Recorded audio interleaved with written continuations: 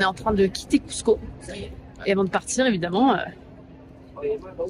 Petit Bay. Parce qu'on ne pourra pas en avoir jusqu'à Santiago. Des Chile. Dans 2 mois. Voilà. Donc, faut bien qu'on fasse le plein. Exactement. Bon, bien sûr. Voilà. Léger pour les mécaniques. Léger pour l'instant. On est allé dans une rue à sens unique dans le mauvais sens, ça comme d'habitude en Amérique du Sud. Ça nous a pas trop inquiété sur le coup.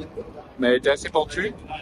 Et quand on est arrivé en bas, on pouvait pas passer une sorte de porte. On a dû tout faire en marche arrière. Sur un truc hyper pentu. Ça a pas trop plu l'embrayage. Ouais, il a pas aimé. Là, ça pue. On l'aère un peu pour qu'il se rafraîchisse. Voilà, on est là. On va essayer de quitter Cusco ce soir quand même.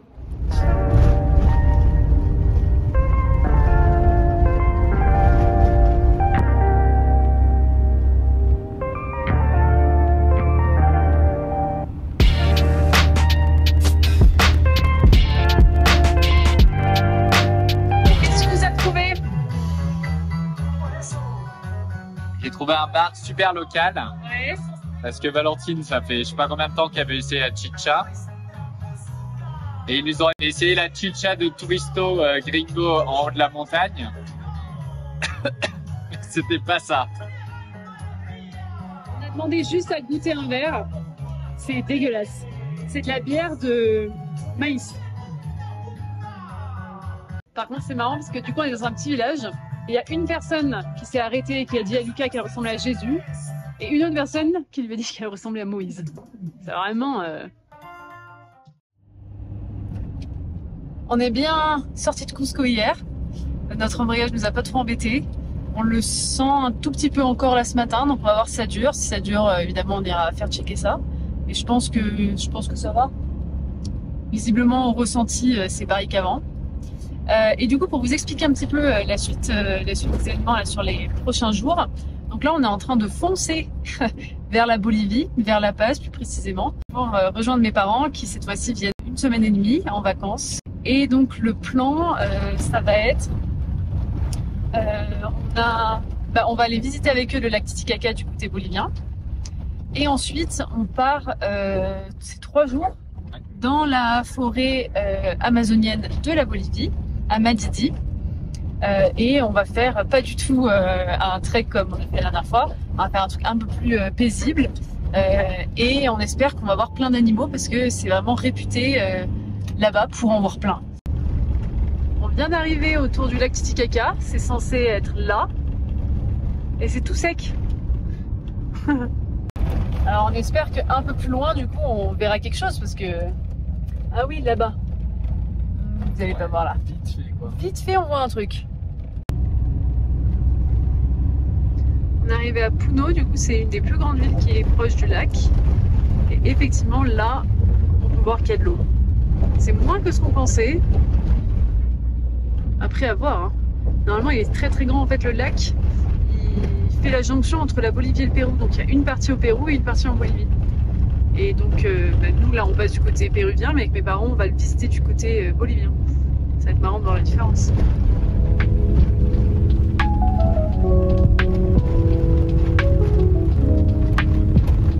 Et j'en profite pour vous montrer les images d'une ville typique péruvienne finalement avant qu'on s'en aille.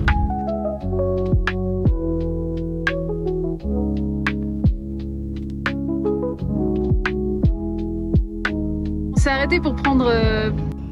Pour faire un peu de GPL. Super pratique, c'est comme en France. Il y a des stations et donc on peut juste recharger comme ça. Vraiment comme si on allait à la station essence. C'est pas cher et c'est giga pratique. Donc j'ai papoté un peu avec le mec. Voilà, donc Lucas papote. Et donc, qu'est-ce qu'il t'a demandé? Il m'a demandé d'où je venais. Il pensait que je venais d'Argentine.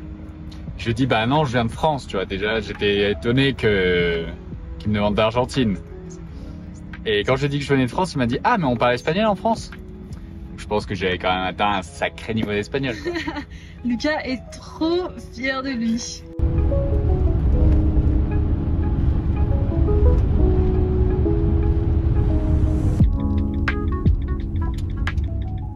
Voilà, on a un nouveau voyant moteur qui s'est allumé sur le van. Après les plaquettes de frein, c'est l'huile. Donc rien de grave, faut juste la changer rapidement. On avait prévu de la changer à La Paz, mais La Paz, il y a encore quelques centaines de kilomètres qui nous séparent. Donc on va revenir à la ville juste avant, qui est à peine 10 km. Et on va essayer de voir là-bas. Le mieux, ce serait qu'on arrive à changer et le filtre à huile et l'huile. On s'occupe de ça maintenant, parce que s'il y a un gros problème avec l'huile, ça peut faire un gros problème moteur. Moi, je crois que Valentine sent un peu les effets de l'altitude. Ouais, je me sens pas très bien. Venu dans le village juste avant, là où on nous avait dit qu'on pouvait faire changer l'huile et le filtre.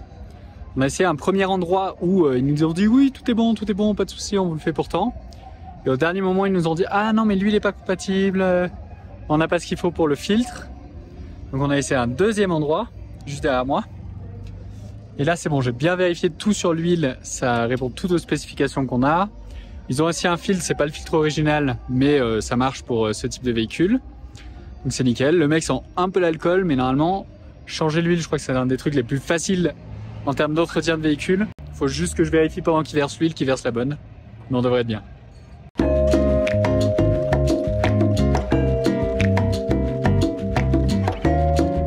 Encore une complication. Comme on a mis un pare-pierre il y a des mois pour protéger le dessous du véhicule, c'est impossible d'accéder au filtre à huile. Du coup, il est obligé d'enlever le pare-pierre, j'espère juste une partie, pour ensuite pouvoir enlever le filtre à huile. Donc là, il a déjà commencé à enlever la moitié, j'espère que ça suffira. Je ne vais pas tout enlever parce que sinon, on est là pour longtemps. Je crois qu'on n'ira pas en Bolivie aujourd'hui.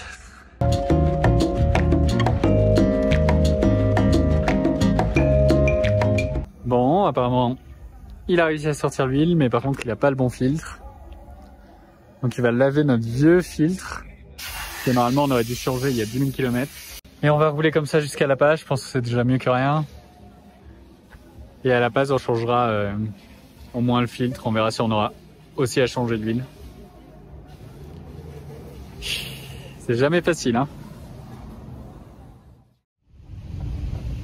Avec la petite mésaventure sur l'huile hier, on n'a pas pu passer la frontière bolivienne. Donc on a dormi à côté du lac Titicaca. Et ce matin, réveil un peu matinal, à cause de la pluie. Il a beaucoup plu cette nuit. Donc à 6h30, on n'arrive plus à dormir. Donc on s'est levé. Et là, on est en direction la frontière. Donc comme d'hab, hein, on a vidé tous nos placards de fruits et légumes. On a mangé tous nos restes. Il n'y a plus rien dans le frigo. Donc normalement, si c'est comme d'habitude, ça devrait bien se passer. Et voilà, donc la prochaine fois qu'on filme un plan, ce sera côté bolivien normalement. On a passé sans encombre les douanes. Ça a mis, je sais pas, 40 minutes en tout, je pense, même pas, 30 minutes. Vraiment super rapide, donc on s'est dit, ah trop bien. Parce qu'on avait vu sur iOverlander que soit ça mettait, soit c'était extrêmement rapide, soit ça pouvait mettre jusqu'à 3 heures. Donc on s'est dit, ah trop de chance et tout. Et en fait, on s'est rendu compte que le temps d'attente dont parlaient les gens, c'était certainement sur le pont qui relie le Pérou et la Bolivie. Où là, il y a une file de camions. On se croirait à nouveau dans les blocages péruviens, quoi. Mais là, je crois qu'on est bientôt tiré d'affaire.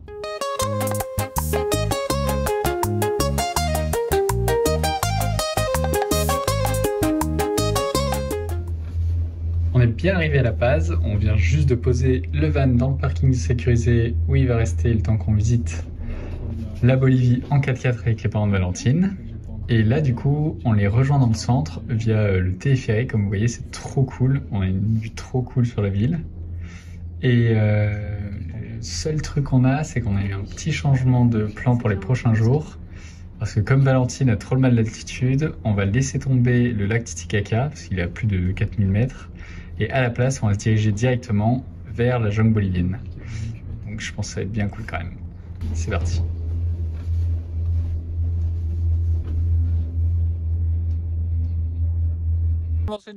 Les parents de Valentine dans une petite voiture là. Et aujourd'hui, on avait prévu de faire 4 heures de route seulement dans les Andes pour aller jusqu'à un endroit super sympa où il y a des plantations de café. Mais alors là, il pleut, il neige, il y a du brouillard. On est à 4700 mètres. On est à 4700 mètres d'altitude. Valentine est en PLS. Et la voiture s'est complètement arrêtée. Les roues sont bloquées. On a fumée blanc de ouf. Donc là, on a contacté la compagnie de location. On a le temps de voir. Le seul avantage qu'on a, c'est qu'on est blindé en snack. Donc on mourra pas de faim avant qu'ils arrivent. Mais par contre, c'est un peu la merde pour le programme, quoi. Bon, voilà. On attend la réponse de la compagnie de location. Bon, l'avantage, c'est qu'on a pas mal de réponses de l'agence. Apparemment, ils envoient un mécanicien. Je sais pas si je l'ai déjà dit. Donc bon, le brouillard, c'est toujours pas ça. Là, il y a les parents de Valentine qui sont juste là-bas. Ils sont à quelques mètres et pourtant, on les voit pas du tout. Les gens, ils ralentissent un peu une fois sur deux. Donc ça, c'est un peu dangereux. Donc là, on attend le mécanicien et on est en train de négocier pour qu'il nous ramène une voiture pour qu'on puisse continuer. Parce que sinon, on va genre juste perdre une journée sur notre trajet, quoi. Donc voilà, on attend qu'ils nous répondent. On n'a pas non plus... ils ne disent pas dans combien de temps ce sera, ni finalement s'ils peuvent nous emmener la voiture jusqu'ici. Donc on attend de voir ça. On est toujours bloqué. On attend, ça doit faire 2 bonnes heures maintenant qu'on est là. On a une voiture qui est censée arriver, ça fait 50 minutes qu'elle est partie de La Paz, donc je pense qu'on a encore pour... j'espère 20 minutes à attendre. À l'intérieur de la voiture, ça pue. Et on a Lucas et ma maman qui sont en train de ralentir les voitures. Voilà, on attend. Bon alors le mécanicien est bien venu nous chercher. Et ce qui est bien, c'est qu'il est venu nous chercher avec la voiture qu'il nous fallait pour repartir. Donc on a échangé de voiture. L'avantage, c'est qu'on roule. L'inconvénient, c'est qu'il n'y a pas de coffre. Non. Donc on profite moins du paysage quand on est à l'arrière maintenant. Mais au moins on roule et ça a l'air de mieux rouler que notre voiture quand même. On est resté quand c'est 3 heures, hein? 3 heures. Ouais, 3 heures du coup on est resté au total à attendre dans le froid. Sauf Valentine qui était bien calée bien sûr. Oui, bien calée, c'est ça. bien calée peut-être. Bon, en tout cas on est reparti. Là on a 1 heure de route et dans 1 heure on prend une décision. Soit on prend une route facile, soit on prend la route de la mort de Bolivie, qui est réputée pour être une des plus belles routes du monde. Le seul problème, c'est que on est un peu serré sur le timing. C'est-à-dire que si on prend la route de la mort et qu'on arrive à survivre, on devrait arriver à 18 h. Et le soleil s'y couche vers 18 h 30. Donc on va voir quand on arrive à l'embranchement et décider là-bas ce qu'on fait. En tout cas, là, on a perdu un peu de brouillard et les paysages commencent déjà à être beaucoup plus beaux que tout à l'heure.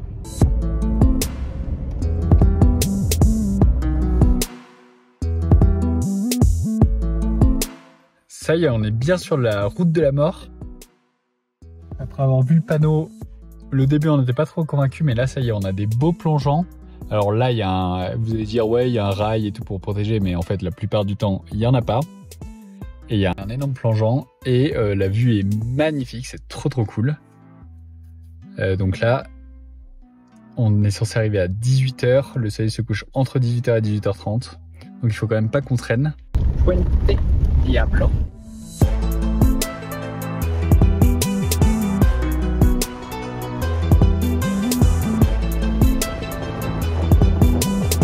On a trouvé un logement pour la nuit. On a eu un peu de mal à trouver, du coup. Parce que surtout qu'on est arrivé, on a demandé au mec s'il pouvait nous cuisiner un petit truc vegan. Et le mec, il nous a pas respecté, il nous a dit oui, j'ai de la laitue et de la tomate. J'ai essayé de négocier, ça n'a pas marché. Du coup, on se retrouve dans une pizzeria. Bon, c'est pas trop ce que ça va donner. Non. On est dans un truc de touriste à fond. Mais bon, l'essentiel c'est de manger là. Je crois qu'on a tous faim. Parce que du coup, avec tous les problèmes qu'on a eu, on n'a pas mangé à midi. Donc on est un peu affamés. Est-ce que maman, tu as envie de nous faire un retour sur la pizza que tu as reçue? Je ne l'ai pas goûté encore. Tu ne l'as pas goûté? Bon, je leur laisse quand même une chance. Ça n'a pas beaucoup de goût. Ça n'a pas de goût? Non. Bah, C'est peut-être pas plus mal après. Hein. après, moi j'ai reçu une pizza sans rien dessus. Ouais. Ils ont oublié la moitié de mes ingrédients. Lucas, la Moi c'était pas mal. Hein. La tienne elle est plus belle et Ouais. papa n'a juste... Allez, c'est l'heure de temps, ça fait 1 heure qu'on est là. C'est quoi ton highlight of the day? Bah la route. Hein. La route. On avait promis la route, on a eu la route. Le reste, on n'avait rien dit. Hein. Que du bonus. Alors après cette journée magnifique, on est bien content d'être arrivé. Alors, je vais vous faire un petit tour de la chambre. Alors du coup, on a réussi qu'à avoir 4 lits superposés. Donc, ben voilà la chambre. Visiblement, on peut pas le rideau pour Pour la lumière ne fonctionne pas. Et la salle de bain. On n'est pas sûr qu'il y ait de l'eau chaude encore. On va essayer. Il n'y a pas d'eau chaude, on a dit. Déjà, on a dû, Un petit filet d'eau chaude. on a dû négocier pour les serviettes déjà quand même. Alors, à ton avis, maman, est-ce qu'on va bien dormir? Oui, moi je pense qu'on va super bien dormir. Bon, j'ai mon oreiller. Moi je suis prête, j'ai mon oreiller, donc je suis bien. Par contre, c'est pas gagné pour les 3 autres. Bon, je pense qu'on va s'arrêter là pour cette vidéo. En tout cas, n'hésitez pas à vous abonner et puis on se retrouve la semaine prochaine.